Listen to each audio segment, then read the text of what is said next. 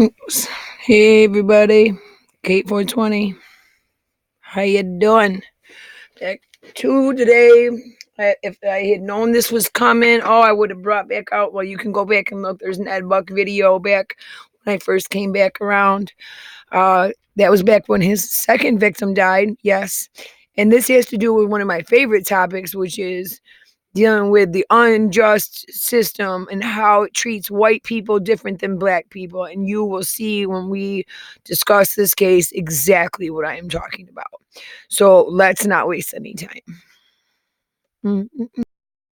Buck, who's a Democratic Party donor, is known for throwing fundraisers for people like Ted Lieu, Hillary Clinton, um, and many others. He's donated to those two for sure. I think some more California Congressman Jerry Brown, a couple other well-known Democrats in California, because that is, of course, I think his what do you call it? Yeah, that's where he operates his fundraising at, is in that area. So come on, let's go. This is, of course, the New York Times taking forever to freaking load. Sorry. There we go. Now we're talking business. So anyway, Ed Buck, Democratic donor. This isn't the first nor the second man who's died in his home. There he is. Good old Ed, just like I've been waiting to see him.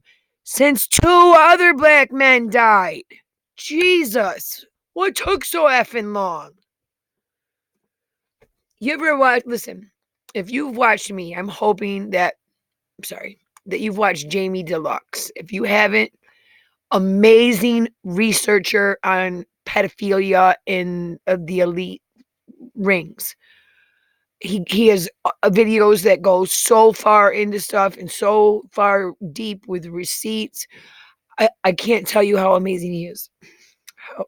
But this is what I want to tell you about him. When you go to his videos, the first thing you'll notice about Jamie Deluxe, he's the originator of this, though some have stole it from him, is he has a beginning that says, I smoke, no, yes, I chain smoke and I say fuck a lot, but, don't judge me and I won't judge you type of thing. Well, you know what? I think this video needs that kind of, I chain smoke, don't leave any comment, because that's what this is. I have been constantly talking about this man for over a year and just so frustrated with it. Kamel Moore, the first victim's mother, has been so out freaking spoken, and for no justice to be served to her, and for her to have to watch two more young, struggling black men die. I feel so sorry for her today. Today she's not happy. She doesn't get to enjoy this like this is some form of justice. What does she get? She gets to realize that another man's life was taken over this. Another black man's life lost over this man, Ed Buck. Ed Buck likes to buy black men who are homeless or drug addicts who need to prostitute themselves for money. That they don't get any judgment here, not in my house, because I hate to tell you, I've seen people do a lot worse things than prostitute themselves for money. So that's neither here nor there for me, but I'm not sure if they have the new victim's name, so we're going to read it real quick. If you're participating in the betting pool on what it takes for rich white men to face justice in America, I'm sorry if you put your money on a single dead body or even two dead black men, because as it turns out, 3 black men must overdose at a wealthy white man's home before police will finally say enough is enough. Now, mind you, this man might not even have got, or no, what one was it? The second one? One of these 2 men tried to call for help, and Buck stopped him. I don't remember if it's this one or the second one. We'll get to it. At least in this case, in the case with Ed Buck, a wealthy white Democratic donor who was charged with running a drug den after a 37-year-old man OD'd inside Buck's West Hollywood, California apartment last week. If you're playing at home, that's two relatively young black men who have been found dead inside the wealthy 65-year-old tech entrepreneur's home in 2 years, and another who fled Buck's apartment and called for help after being injected with methamphetamine. Buck was charged with one felony count of battery causing, in between the three, in between the third guys, one got away. That's the one I was talking about. There was four men. One got away. Buck 65 was charged with one felony count of battery causing serious injury, administering methamphetamine, and maintaining a drug house. According to the DA, Buck was accused of injecting the victim with methamphetamine at the defendant's apartment. It's his thing, y'all. He gets off on watching them high on meth, but wait till you see it, the rest of his fetish. I've got pictures. It says, I remain deeply concerned for the safety of people whose lives circumstances may make them more vulnerable to criminal predators. Yeah, like Buck, because they had no choice but to make that money so they could get their fix. Wow. Okay. Oh boy. Lacey previously resisted charging Buck, and it's the same one. So Jackie Lacey, guys. LA County DA Jackie Lacey, she is the one who failed to charge him over two black men's death and now is charging him for this one. Now she's calling him a violent, dangerous sexual predator who mainly preys on men vulnerable by addiction and homelessness. The court motion adds that Buck used narcotics, money, and shelter to manipulate young black men into participating in these fetishes. Arizona native Buck relocated to Hollywood after making a small fortune with a company that provided his driver's license information.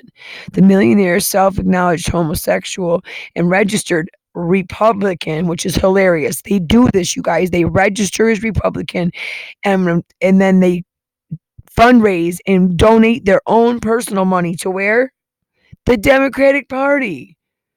Have you guys not figured out that they are both on the same effing team by now? There is no team for us.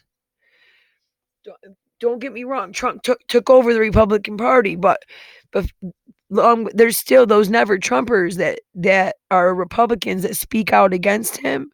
Those are the leftovers that of the old Republican Party that was part of this whole hijacking and pretending like they didn't like Democrats when behind the scenes their people were fundraising for them. So on July 27, 2017, Gitmo Valmores was found in Buck's bathroom after Buck had allegedly injected the 26-year-old with drugs. Moore had voiced his fear of Buck to numerous friends and family members, even writing in his diary that Buck had a penchant for drugging young black men whom he had in his home. Hang on. So when he killed the first victim, Gitmo Valmores, the evidence found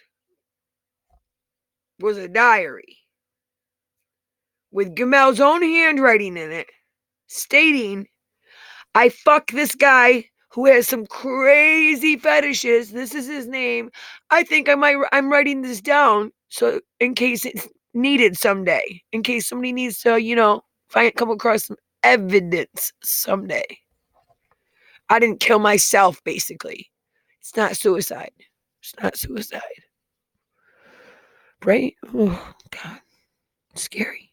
Anyway, because you just how quickly they can turn something to something it's not. Okay, so Moore had, I just read that part. And then it goes on. See, here's the article back then with Gitmo Valmores. This is Gitmo, guys. And at that time, Ed Buck was not ever arrested, nor was he ever, found, charged, indicted, anything. He was basically let go immediately. Anyway, and then on January 7th, 2019, 55-year-old Timothy Dean, a well-known fashion consultant for Saks Fifth Avenue, died of an overdose in Buck's apartment. Dean's death was ruled accidental, and Lacey vowed to investigate. So on the second man, the Attorney General, wow, The Attorney General for Los Angeles County that we were just talking about up top, what's her first name? Jackie Lacey. She said at the second death, we're going to really look into this one, guys. I promise. We didn't look into the first one hard enough, but I promise you got my word that I'm going to look into this second death. And what was it ruled? Oh, Dean's death was ruled accidental. Bullshit. Investigate it. According to LA Times, the most recent victim actually left Buck's apartment after prosecutors say Buck personally gave him a large dose of methamphetamine on September 4th. The man called John Doe in court papers returned to Buck's apartment on September 11th, and Buck allegedly gave him 2 dangerously large doses of meth. Authorities say Buck tried to prevent the man from calling for help, but he finally escaped. Multiple men, all young, all black, all gay, come forward since Moore's death with evidence that Buck often encourages the men whom he sleeps with, who he keeps company with, to take drugs. Dean's friends assert he didn't he didn't drink or do drugs. Yeah, here's a man whose friends say he doesn't drink or do drugs and he OD'd. One man, DeMar Love, has publicly shared pictures taken inside Buck's apartment. And those pictures are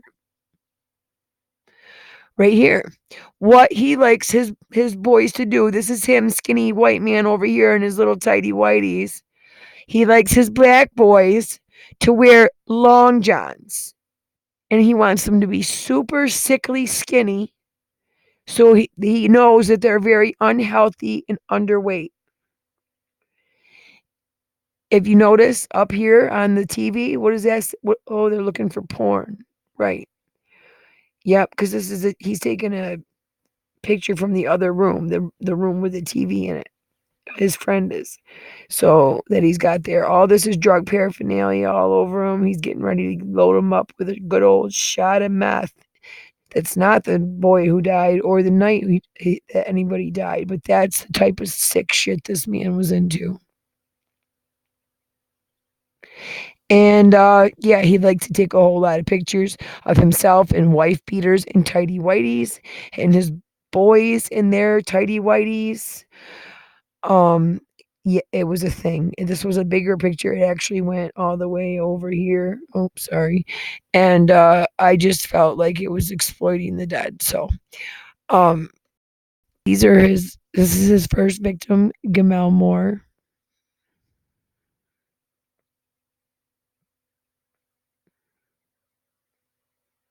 Oops. There we go.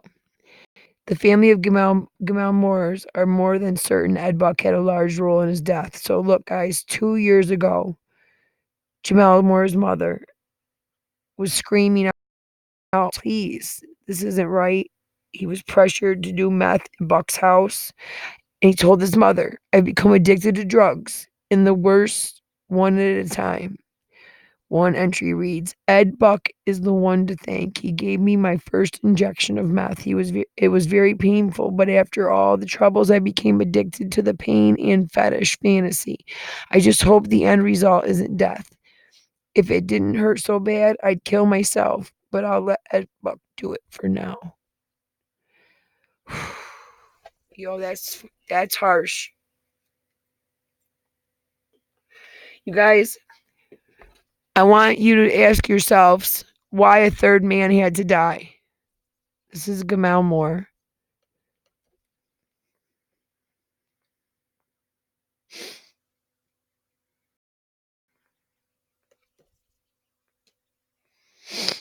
Sorry. Timothy Dean is coming up. I'm trying to get it to pull up anyway. Come on. It just all of a sudden started going. There we go. This is the second one. The second man's found, Timothy Dean. I'm hoping they've got a picture of him in here instead of that creepy ass Ed Buck. That's who should be on the front of this. The victim, not Ed Buck. But, it is what it is. But the Democrats won't have his donation money for the election. Trump's systematically taken out pedophiles and sex offenders and disgusting people like this, so they won't be able to donate to the Democrats. Ugh, tongue tied, and it'll be noticeable that they're missing all of their that that section of society's money. There we go. Can I get down to it? Is there a picture? I didn't want to go all the way down. Nope. Okay, so for the second victim, Timothy Dean, you're gonna have to look it up. I thought this one would have a picture of the man, that died in it. He was found naked on Buck's mattress, littered with drug paraphernalia, it says. And if Gamel had been white, there would be more attention and action on this. Damn right there was. Dean is the second black man to die in that house in 18 months. And today, another man died. Did he die or he escaped? I'm just trying to find out for sure.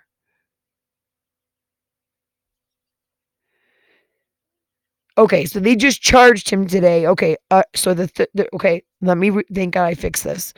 This is what I've misunderstood. The man who got away, apparently him talking to the police and telling the police what happened made them say, okay, we almost just had a third victim.